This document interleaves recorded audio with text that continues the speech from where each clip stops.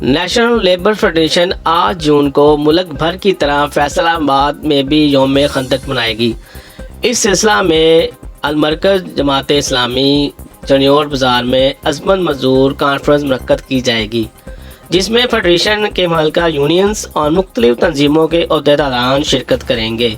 اس بات کا اظہار میاں اعجاز حسین، صدر national labour federation division Faisal آباد نے ایک اہم اجلاس میں گفتگو کرتے ہوئے کیا۔ اس موقع پر گل خان، سرور باجوہ، حاجی سلیم، رضوان، محمد یوسف، رانا بابر، عمران، محمد اقبال، مشتاق احمد، ماسٹر نذیر احمد، ظہیر الدین بابر، مرزا عابد عزیز اور دیگر موجود تھے۔ میاں اعجاز حسین نے کہا کہ یوم خندق نبی پاک صلی اللہ علیہ وسلم نے خود کدال سے خندق کھود کر مزدور کی عظمت کا ثبوت دیا۔ یہ دن نبی پاک صلی اللہ علیہ وسلم کی مزدور سے محبت کا دن ہے۔